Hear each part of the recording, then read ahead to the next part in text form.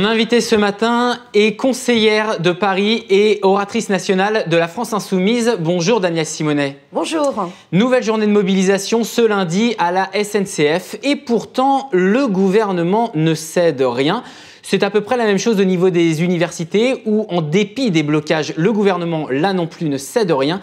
D'où ma question, et maintenant en termes d'opposition, vous allez faire quoi? La résistance, elle va continuer. Et vous avez vu à la SNCF, eh bien, ils sont déterminés. On n'arrêtait pas de dire, enfin certains médias et au gouvernement qu'ils s'essoufflaient, mais pas du tout. Là aujourd'hui, la journée va être extrêmement forte en termes de mobilisation. Et fort heureusement, parce que la fuite de cette note de la direction de la SNCF montre que la volonté derrière tout ce projet de mise en concurrence, c'est la privatisation du rail.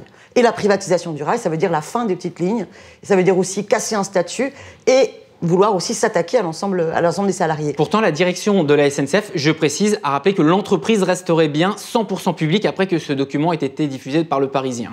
Donc, ils ont quand même tout de suite réagi.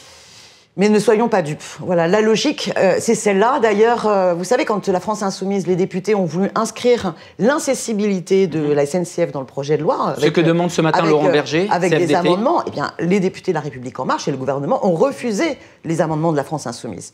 Donc la mobilisation, elle continue. Elle continue aussi sur les universités, parce que la réforme Parcoursup, eh bien, elle vise à empêcher les jeunes d'avoir la liberté de choisir leurs études. C'est extrêmement grave comme réforme. Et là, vous allez avoir tout un tas de lycéens qui vont découvrir le 22 mai prochain s'ils sont acceptés, pas acceptés.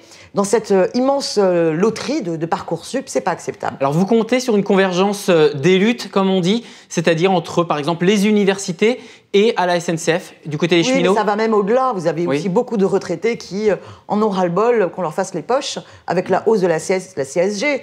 Vous avez aussi une colère sur la question du droit au logement, parce que la mesure de ce gouvernement et son projet de loi Élan va casser le logement social et va absolument pas répondre au problème de la spéculation immobilière. Donc vous avez tout un tas de citoyens et de citoyennes qui comprennent bien que ce qui est en jeu, à travers la politique que mène ce gouvernement, c'est une politique extrême libérale, qui finalement défend les intérêts des premiers de cordée, des actionnaires qui se sont jamais aussi bien portés comme le montre le rapport de l'Oxfam, et que finalement les inégalités, l'urgence écologique, tout ça n'est pas traité. Danielle Simonet, on va revenir donc sur le sujet de la SNCF. Nouvelle journée de mobilisation ce lundi 14 mai.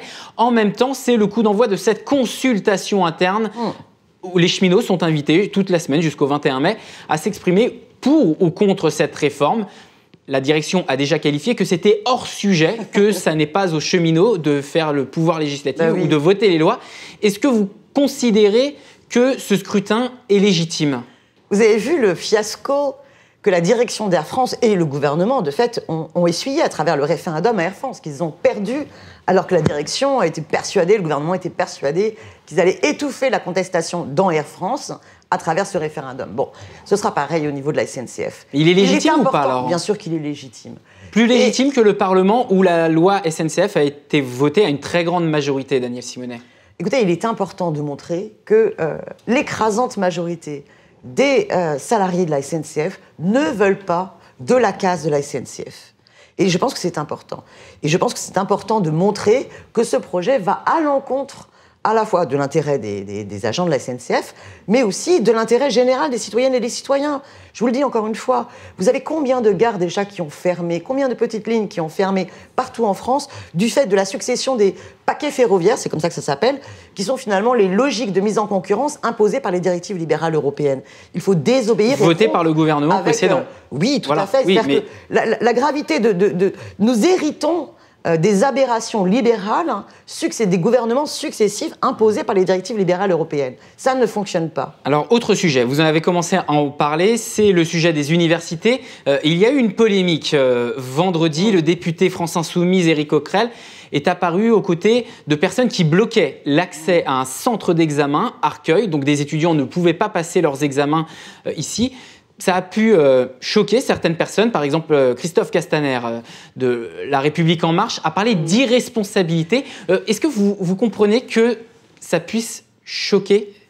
Moi, je suis choquée qu'un député de La République ait été gazé. Hein. J'aimerais bien qu'on parle de ça et que M. Castaner s'exprime là-dessus. Non, je pense que le député Éric Coquerel était totalement à sa place et dans son rôle en tant qu'élu de la République, aux côtés des étudiants, pour défendre la liberté de choisir ses études. Moi, vous savez, mon premier engagement, il a été en 86 contre la loi de Vaquet, et la mobilisation étudiante, elle avait gagné contre l'instauration de la sélection à l'université. Et donc je dis à l'ensemble des étudiants et des lycéens et de leurs familles, eh bien bravo, continuez à vous mobiliser, parce que vous vous battez pas simplement pour vous, mais pour les générations à venir. Donc vous demandez la poursuite des blocages dans les universités ? Je demande la poursuite des mobilisations. Après, c'est à eux, je ne sais pas, monsieur Éric Coquerel, qui bloque les universités. C'est les étudiants qui décident leur modalité d'action. Mais ce qu'il faut bien comprendre, c'est que l'urgence, c'est de mettre au contraire beaucoup d'argent pour enfin augmenter les capacités d'accueil des universités et pas de restreindre l'accès aux études supérieures. Mais une question tout de même, Daniel Simonet. Pouvez-vous ce matin confirmer ou non que des députés de la France Insoumise vont dans les facs, vont dans les AG pour tenter de discuter, voire de récupérer, comme le craignent certains, le mouvement étudiant? C'est quelque chose que vous pouvez confirmer ou bien pas? sûr. Est-ce que c'est vrai?